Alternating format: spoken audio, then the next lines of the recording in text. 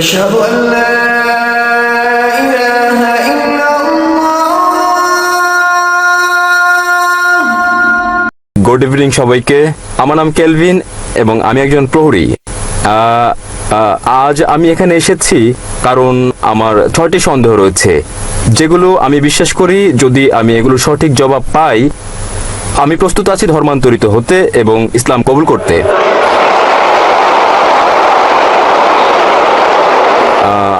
আমার প্রথম প্রশ্ন দিয়ে শুরু করি, তা হচ্ছে আমি কিভাবে জানবো ইসলাম হচ্ছে সঠিক পথ ইবাদতের?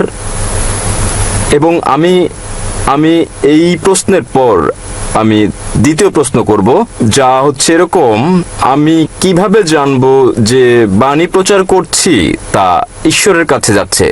ওকে, আমার তৃতীয় প্রশ্ন হচ্ছে, যখন থেকে আমি ডাক্তার জাকির নায়েকের কথা শুনছি, আপনি আগেই বলেছেন এবং আপনি প্রচার করেছেন কোনো পথ নেই জান্নাতে যাওয়ার, মুসাকে দেয়া নির্দেশনা কঠোরভাবে মেনে চলা ছাড়া।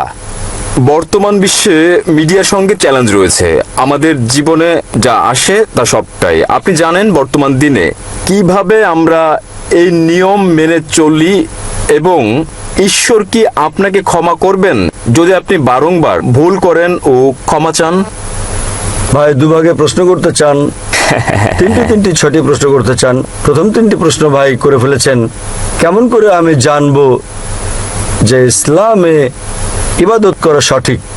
এটা বোঝা যেতে পারে ইসলামে কিভাবে আমরা ইবাদত করি সেটা কি ঠিক, অথবা এটা বোঝাতে পারেন যে ইসলাম কি সঠিক ধর্ম। আপনি কি বোঝাতে চান? আপনি জানতে চান কোনটা ইসলামের ইবাদতের ধারণা সম্পর্কে, সেটা কি ঠিক নাকি? ইসলাম কি ইবাদতের জন্য সঠিক ধর্ম? ভাই প্রথমে যে প্রশ্ন করেছেন, তিনি জানতে চান কিভাবে তিনি জানবেন যে ইসলাম সঠিক ধর্ম আমাদের অনুসরণের জন্য, এবং দ্বিতীয় অংশ একই রকম, আমরা কিভাবে জানবো যে ইসলাম একমাত্র সত্যি। Yes sir. এবং তৃতীয়টি হচ্ছে, তিনি বলেছেন, আমার একটা লেকচারে বলা হয়েছে, যীশু খ্রিস্ট তারপর শান্তি বর্ষিত হোক বলেছেন, যদি আপনি জান্নাতে যেতে চান আপনাকে সব নির্দেশনা মানতে হবে এবং তাওরাতে উল্লেখিত সকল নিয়মের অনুসরণ করতে হবে। কিভাবে এই যুগে আমরা তাওরাতের সব নিয়ম মেনে চলি? আমি চেষ্টা করব প্রথম দুটো প্রশ্নের জবাব একসঙ্গে দিতে। কি করে আপনি জানবেন যে ইসলাম সঠিক ধর্ম ইবাদতের জন্য, এবং কি করে আপনি জানবেন যে ইসলাম একমাত্র সত্যি? ইসলাম এসেছে আরবি শব্দ সালাম থেকে, যার মানে শান্তি। এটা আরো এসেছে আরবি শব্দ সিলম থেকে, যার মানে আল্লাহর কাছে নিজের ইচ্ছাকে সমর্পণ করা। ইসলাম মানে সর্বশক্তিমান ঈশ্বরের কাছে নিজের ইচ্ছাকে সমর্পণ করে শান্তি অর্জন করা। এবং কোন গ্রন্থের দাবি যে সেটা ঈশ্বরের বাণী, যে কোনো ধর্মকে প্রমাণ দিতে যে এটা সর্বশক্তিমান ঈশ্বরের কাছ থেকে এসেছে, এই ওহী, এই গ্রন্থ, এই ধর্মকে সময়ের পরীক্ষায় উত্তীর্ণ হতে হবে। অতীতে সেটা ছিল অলৌকিকতার যুগ এবং মহিমান্বিতকরণ হচ্ছে অলৌকিকের অলৌকিক। পরে আসলো সাহিত্য এবং কাব্যের যুগ। মুসলিম ও অমুসলিম আরব পণ্ডিতেরা একই সুরে তারা দাবি করলেন যে মহিমান্বিত কোরআন ছিল পৃথিবীর বুকে সবচেয়ে ভালো আরবি সাহিত্য। তবে বর্তমানে যদি কোনো ধর্মগ্রন্থ কাব্যিক ঢঙে বলে যে পৃথিবী সমতল, আধুনিক দুনিয়াকে তা গ্রহণ করবে?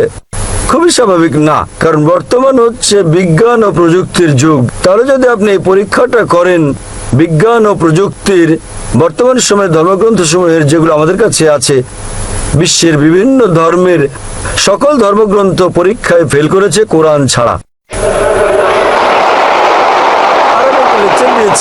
কোরআন ও আধুনিক বিজ্ঞান সাংঘর্ষিক নাকি সামঞ্জস্যপূর্ণ বিষয়ের উপর আমার সময় এখানে হবে না প্রশ্নোত্তর পর্বে সম্পূর্ণ লেকচার দেওয়ার।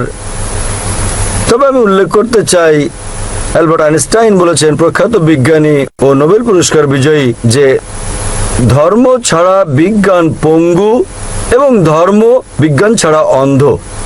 আমি আপনাদের মনে করিয়ে দিচ্ছি, মহিমান্বিত কোরআন কোনো বিজ্ঞানের গ্রন্থ নয়, SCIENCE, বরং এটা একটা নিদর্শনের গ্রন্থ, SIGNS, এবং এতে 6000-এর বেশি নিদর্শন রয়েছে। মহিমান্বিত কোরআনে 6000-এর বেশি আয়াত আছে, যার মধ্যে 1000-এর বেশি আয়াত বিজ্ঞান নিয়ে বলেছে। যদি আপনি তুলনা করেন বৈজ্ঞানিক সত্যগুলো, যা আমরা জানতে পেরেছি আমরা দেখতে পাই যে বিজ্ঞান যা সম্প্রতি আবিষ্কার করেছে, হতে পারে 50 বছর আগে, 100 বছর আগে, 200 বছর আগে, 400 বছর আগে, মহিমান্বিত কোরআন তা উল্লেখ করেছে 1400 বছর আগে। কোরআনে বিশ্ব সৃষ্টি সম্পর্কে বলা হয়েছে সূরা আম্বিয়া অধ্যায় নম্বর 21 আয়াত নম্বর 30-এ, যা বিগ ব্যাং সম্পর্কে বিজ্ঞানীরা জেনেছেন কিছুদিন আগে, তারা 50 বছর আগে আবিষ্কার করেছেন, তা কোরআনে উল্লেখ করা হয়েছে 1400 বছর আগে। আমরা জেনেছি যে পৃথিবী বর্তুলাকার, যখন 1577 সালে স্যার ফ্রান্সিস ড্রেক জাহাজে করে পৃথিবী ভ্রমণ করেন। পবিত্র কোরআন বলছে সূরা নাজিয়াত অধ্যায় নম্বর 79 আয়াত নম্বর 30-এ, আমি পৃথিবীকে ডিম্বাকৃতি বানিয়েছি। উট পাখির ডিমের কথা বলা হয়েছে এবং আমরা জানি উট পাখির ডিম ডিম্বাকৃতি হয়। আমরা আগে ভাবতাম যে চাঁদের আলো তার নিজস্ব আলো। সম্প্রতি জানতে পেরেছি 100 বছর আগে, 200 বছর আগে, 300 বছর আগে যে চাঁদের আলো প্রতিফলিত আলো তার নিজস্ব আলো নয়। এই কথা কোরআনে উল্লেখ করা হয়েছে 1400 বছর আগে সূরা ফুরকান অধ্যায় নম্বর 25 আয়াত নম্বর 61-তে। তাহলে কে এসব তথ্য কোরআনে উল্লেখ করতে পারেন যা আমরা সম্প্রতি জানতে পেরেছি? আগে যখন আমি পড়তাম স্কুলে, আমি শিখেছিলাম যে সূর্য ঘুরে কিন্তু আবর্তিত হয় না এর নিজ অক্ষে। কোরআনে উল্লেখ আছে সূরা আম্বিয়া অধ্যায় 21 আয়াত নম্বর 33, সূর্য ঘোরার পাশাপাশি নিজ অক্ষে আবর্তনও করে। আজ বিজ্ঞান জানতে পেরেছে যে সূর্য ঘোরে, এছাড়াও নিজ অক্ষে আবর্তন করে, যা কোরআনে উল্লেখ করা হয়েছে 1400 বছর আগে। এভাবে কোরআনে বলা হয়েছে উদ্ভিদ সম্পর্কে, জীব সম্পর্কে, প্রাণী সম্পর্কে, ভ্রূণবিদ্যা সম্পর্কে, জিন সম্পর্কে। এসব আমরা সম্প্রতি জেনেছি বিজ্ঞানে 50 বছর আগে, 100 বছর আগে, 300 বছর আগে, 500 বছর আগে। তাই যদি আপনি আজ বিজ্ঞানের এই পরীক্ষা চালান সকল ধর্মগ্রন্থের উপর, কেবল যে ধর্মগ্রন্থটি এতে উত্তীর্ণ হবে সেটি হচ্ছে পবিত্র কোরআন। আজও বিজ্ঞান এতটা অগ্রসর হতে পারেনি যে তারা সবকিছু জেনে ফেলেছে। তাই আমি লোকজনকে বলি, যদি আপনারা কোরআনকে বিশ্লেষণ করেন, আমরা জানতে পারি প্রায় 80% যা কোরআনে বিজ্ঞান সম্পর্কে বলা হয়েছে, আজ বিজ্ঞান নিশ্চিত করেছে যে এটা পুরোপুরি সঠিক। হতে পারে 20%-এর মতো অস্পষ্ট, না সঠিক না ভুল। তাই আমার যুক্তি বলছে যখন 80% পুরোপুরি সঠিক, বাকি 20%ও ইনশাল্লাহ সঠিক হবে। তাই এটা একটা যৌক্তিক বিশ্বাস। কোরআনে এরকম একটা তো নেই যেটা বৈজ্ঞানিক গবেষণায় ভুল প্রমাণিত হয়েছে। কোনো হাইপোথিসিস থাকতে পারে যা কোরআনের সঙ্গে সঙ্গতিপূর্ণ নয়, কিন্তু কোরআনে এরকম একটি আয়াত নেই যা কোনো বৈজ্ঞানিক গবেষণায় ভুল প্রমাণিত হয়েছে। তাই এর উপর ভিত্তি করে যদি আপনি এই পরীক্ষা চালান যে কোনো ধর্মগ্রন্থে, কেবল যে ধর্মগ্রন্থটি এই পরীক্ষায় উত্তীর্ণ হয় তা হচ্ছে ইসলাম ও কোরআন। আমি প্রস্তুতি পর্ব শুরু করেছিলাম কোরআনের একটা আয়াত পাঠ করে সূরা ইসরা থেকে অধ্যায় নম্বর 17 আয়াত 81, যাতে বলা হয়েছে বলো সত্য এসে গেছে এবং মিথ্যা বিলুপ্ত হয়ে গেছে। আসলে মিথ্যা তার প্রকৃতিগত কারণে বিলুপ্ত হবে। তাহলে আপনি পরীক্ষা চালালে কেবল যে ধর্মটি পরীক্ষায় উত্তীর্ণ হয়, একমাত্র সত্য ধর্ম যা বিকৃত নয়, সেজন্য উইলিয়াম মোর বলেন কেবল যে ধর্মগ্রন্থ, তিনি বলেছিলেন 200 বছর আগে ইসলামের সমালোচক হিসেবে, কেবল যে ধর্মগ্রন্থটি যেটি বিকৃত করা হয়নি এবং যেটি বিশুদ্ধতা রক্ষা করেছে 1400 বছর ধরে, সেটি হচ্ছে পবিত্র কোরআন। তাই এইসব তথ্যের উপর ভিত্তি করে কেবল যে ধর্মের কথা আমরা ভাবতে পারি, আমরা বুঝতে পারি এবং বিশ্বাস করতে পারি যা সত্য এবং সঠিক, সেটা কোরআন। আপনার তৃতীয় প্রশ্ন নিয়ে বলি যে আমি আমার লেকচারে বলেছি যীশু খ্রিস্ট তারপর শান্তি পরিষদক বলেছেন যে আপনাদের ওল্ড টেস্টামেন্টের হিতোপদেশ অনুসরণ করতে হবে। আমি বাইবেলের উদ্ধৃতি দিয়েছি গসপেল অফ ম্যাথিউ অধ্যায় নম্বর 5 অনুচ্ছেদ নম্বর 17 থেকে 20, যেখানে যীশু খ্রিস্ট তারপর শান্তি পরিষদক বলেছেন যে যতক্ষণ পর্যন্ত তোমার ন্যায়পরায়ণতা ধর্মগুরু ও ফরিসীদের ন্যায়পরায়ণতাকে অতিক্রম না করে, কোনোভাবে কোনো উপায়ে তুমি স্বর্গরাজ্যে যেতে পারবে না। তাই আপনাকে ভালো খ্রিস্টান হতে হলে যীশু খ্রিস্টের তার উপর শান্তি বর্ষিত হোক সময়, যদি আপনি স্বর্গে যেতে চান, আপনাকে ওল্ড টেস্টামেন্টের সব হিতোপদেশগুলো মেনে চলতে হবে। আপনি পারবেন না বিন্দু বিসর্গ হেরফের করতে। যদি তা করেন তাহলে আপনাকে স্বর্গরাজ্যে ডাকা হবে না। তাহলে বাইবেলের এই অনুচ্ছেদের উপর ভিত্তি করে গসপেল অফ ম্যাথিউ অধ্যায় নম্বর 5 অনুচ্ছেদ 17 থেকে 20 আপনাকে মানতে হবে প্রতিটি আইন ওল্ড টেস্টামেন্টের। এবং আপনার প্রশ্নটা ছিল খুবই ভালো এবং অত্যন্ত যৌক্তিক। কিভাবে আমরা এই যুগে মানব ওল্ড টেস্টামেন্টের সবকিছু, যা খুবই কঠিন? আমি একমত আপনার সঙ্গে।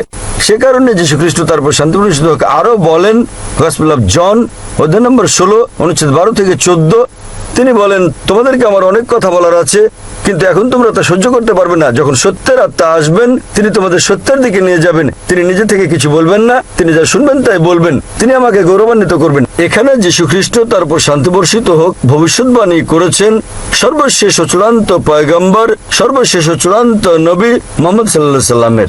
অর্থাৎ যখন তিনি আসবেন, তিনি তোমাদের সব সত্যের দিকে নিয়ে যাবেন। তার মানে যীশু খ্রিস্ট তার উপর শান্তি বর্ষিত হোক জানতেন বাইবেলে যা বর্ণিত আছে তা সবকিছু অনুসরণ করা যাবে না। পরবর্তীকালে হতে পারে কয়েক শতাব্দী পর, সেজন্য তিনি বলেছেন, যখন সত্যের আত্মা আসবেন, তিনি তোমাদের সত্যের দিকে নিয়ে যাবেন। নবী মুহাম্মদ সাল্লাল্লাহু আলাইহি সাল্লাম সম্পর্কে বলেছেন। তাই শেষ সময়ে হতে পারে অনুসরণ করা সম্ভব ছিল উল্লেখিত বিধিনিষেধগুলো ওল্ড টেস্টামেন্টের এবং নিউ টেস্টামেন্টের, কিন্তু যীশু খ্রিস্ট তার উপর শান্তি বর্ষিত হোক বলেছেন, যখন সর্বশেষ ও চূড়ান্ত নবী মুহাম্মদ সাল্লাল্লাহু আলাইহি সাল্লাম আসবেন, তোমরা তাকে মেনে চলবে। তাই আজও একজন ভালো খ্রিস্টান হতে হলে এক ঈশ্বরে বিশ্বাস করা ছাড়াও নবী মুহাম্মদ সাল্লাল্লাহু আলাইহি সাল্লামকে বিশ্বাস করতে হবে। আশা করি উত্তরটা পেয়েছেন ভাই। এবারে আপনার অপর প্রশ্ন। অপর প্রশ্নটি আসছে খ্রিস্টান পটভূমিতে একটি খ্রিস্টান পরিবার থেকে। কিভাবে আমি আমার পরিবারের সঙ্গে মিশব যদি আমি ইসলামে দীক্ষিত হই, এবং দুটি ভিন্ন বিশ্বাস নিয়ে একই কম্পাউন্ডে কিভাবে থাকব? ভাই, আপনি প্রশ্ন করলেন যে যদি আমি ইসলাম কবুল করি তাহলে কিভাবে আমার পরিবারের সঙ্গে মিশব দুটো ভিন্ন বিশ্বাস নিয়ে। ভাই, আপনি জানেন কিছুটা ওল্ড টেস্টামেন্টের মতো, কিছুটা নিউ টেস্টামেন্টের মতো, তথাপিও আপনি একজন খ্রিস্টান, আপনি ওল্ড টেস্টামেন্টের নিয়ম পালন করতে পারেন নিউ টেস্টামেন্ট আসার পরেও। ওল্ড টেস্টামেন্ট ও নিউ টেস্টামেন্টের মতো কিছু থাকলে লাস্ট টেস্টামেন্টও আছে। মহিমান্বিত কোরআন সর্বশক্তিমান ঈশ্বরের লাস্ট টেস্টামেন্ট, এবং এই মহিমান্বিত কোরআনে একজন নবীও বাদ যাননি যাদের নাম বাইবেলে উল্লেখ আছে। ইসলামে আমাদের সকল নবীকে বিশ্বাস করতে হয় যারা আগে এসেছেন, এবং তাদের সংখ্যা 25 জনের কম হবে না যাদের নাম কোরআনে উল্লেখ আছে, এবং তাদের সকলের নবী মুহাম্মদ সাল্লাল্লাহু আলাইহি ওয়াসাল্লাম ব্যতীত এবং তাদের দুজন ব্যতীত তাদের কথা বাইবেলে উল্লেখ আছে। তাই আমাদের সম্মান দেখাতে হবে সর্বশক্তিমান ঈশ্বরের সকল নবীকে, এবং আমাদের প্রিয় নবী মুহাম্মদ সাল্লাল্লাহু আলাইহি ওয়াসাল্লাম বলেছেন, সর্বশক্তিমান আল্লাহ পৃথিবীতে 1,24,000 পয়গম্বর পাঠিয়েছেন। তাই যদি আপনি মুসলিম হন, আপনার কোনো নবীকে অসম্মান করতে হবে না যাদের নাম বাইবেলে উল্লেখ করা হয়েছে। প্রকৃতপক্ষে তাদেরকে আপনার বলতে হবে, যীশু খ্রিস্ট তার উপর শান্তি বর্ষিত হোক যা বলেছেন আমি তা পুরোপুরি মেনে চলছি। অন্য খ্রিস্টানরা কি করে তারা অনুসরণ করছে, হতে পারে 80%, হতে পারে 90, হতে পারে 50%। তাদেরকে আপনার বলা উচিত গসপেল অফ জনের 16 নম্বর অধ্যায়ের 12 থেকে 14 অনুচ্ছেদে যা বলা হয়েছে, তোমাদেরকে আমার অনেক কিছু বলার আছে, কিন্তু এখন তোমরা তা সহ্য করতে পারবে না। যখন সত্যের আত্মা আসবেন, তিনি তোমাদের সব সত্যের দিকে নিয়ে যাবেন। তাহলে আমি যীশু খ্রিস্টকে তার উপর শান্তি বর্ষিত হোক অনুসরণ করছি তথাকথিত অন্যান্য খ্রিস্টানদের চেয়ে। তাই যদি আপনি মুসলিম হন, আপনি খ্রিস্টানদের চেয়েও ভালো খ্রিস্টান হয়ে যাবেন। আশা করি প্রশ্নের উত্তর পেয়েছেন। হ্যাঁ। আপনার পঞ্চম প্রশ্নটি কি? আমার সব প্রশ্ন শেষ হয়ে গেছে। আপনার সব প্রশ্নের উত্তর আপনি পেয়ে গেছেন? হ্যাঁ, পেয়েছি। তাহলে আপনি ইসলাম সম্পর্কে আপনার মনোভাব ইতিবাচক? ইসলাম ধর্মের ব্যাপারে আমার মনোভাব ইতিবাচক, এবং আমি ইসলাম গ্রহণে প্রস্তুত। আপনি কি বিশ্বাস করেন ঈশ্বর একজন? দুঃখিত, বুঝতে পারিনি। বিশ্বাস করেন ঈশ্বর একজন? আমি বিশ্বাস করি ঈশ্বর একজন। আপনি কি বিশ্বাস করেন যীশু খ্রিস্ট তারপর শান্তি বর্ষিত হোক ঈশ্বর? আমি বিশ্বাস করি যীশু খ্রিস্ট পয়গম্বর ছিলেন। মাশাআল্লাহ। আপনি কি বিশ্বাস করেন নবী মুহাম্মদ সাল্লাল্লাহু আলাইহি ওয়াসাল্লাম সর্বশেষ ও চূড়ান্ত পয়গম্বর? আমি বিশ্বাস করি মহানবী মুহাম্মদ শেষ এবং চূড়ান্ত পয়গম্বর ছিলেন। ভাই, কেউ কি আপনাকে ইসলাম গ্রহণ করতে বাধ্য করছে? আমি গ্রহণ করতে প্রস্তুত। কেউ কি আপনাকে ইসলাম গ্রহণে বাধ্য করেছে? না, আমাকে কেউ বাধ্য করছে না, এটা আমার সিদ্ধান্ত। আমি নিজে সিদ্ধান্ত নিচ্ছি। তার মানে আপনি নিজের ইচ্ছা ইসলাম ধর্ম গ্রহণ করছেন? একেবারে আমার অন্তর থেকে। কারণ কাউকে জোর করে ইসলামে দীক্ষিত করা আমাদের ধর্মে নিষিদ্ধ, এমনকি বিশ্বের বেশিরভাগ দেশের আইনও এটা নিষিদ্ধ। তাহলে আপনি স্বেচ্ছায় কবুল করছেন ইসলাম? ইনশাল্লাহ আমি সম্পূর্ণ স্বেচ্ছায় ইসলাম গ্রহণ করছি। আমি আরবিতে বলবো এবং ইনশাল্লাহ শুনে শুনে আপনি বলবেন। আশহাদু আশহাদু আল্লাহ আল্লাহ ইলাহা ইল্লাহা ইল্লাল্লাহ ইল্লাল্লাহ ওয়া আশহাদু ওয়া আশহাদু আন্না আন্না মুহাম্মাদান মুহাম্মাদান আবদুহু আব্দুহু ওয়া রাসূলুহু। ওয়া রাসূলুহু। আমি সাক্ষ্য দিচ্ছি, আমি সাক্ষ্য দিচ্ছি, আমি সাক্ষ্য দিচ্ছি আমি সাক্ষ্য দিচ্ছি যে যে কোনো ইলা নেই কোনো ইলাহ নেই আল্লাহ ছাড়া, আল্লাহ ছাড়া, এবং এবং মুহাম্মদ মুহাম্মদ হচ্ছেন হচ্ছেন পয়গম্বর পয়গম্বর এবং আল্লাহর বান্দা। এবং আল্লাহর বান্দা। মাশাআল্লাহ, আপনি মুসলিম হয়ে গেছেন। ধন্যবাদ। এবং আমি আল্লাহ সুবহানাহু ওয়া তাআলার কাছে প্রার্থনা করি তিনি যেন আপনাকে পথ দেখান এবং তিনি আপনাকে সাহায্য করেন আপনার পরিবারকে শান্তির ধর্মে দীক্ষিত হতে। এবং আমি আল্লাহ সুবহানাহু ওয়া তাআলার কাছে প্রার্থনা করি তিনি যেন আপনাকে উত্তম পুরস্কার দেন এই দুনিয়ায় এবং একই রকম পরকালে। আলহামদুলিল্লাহ, আমিন।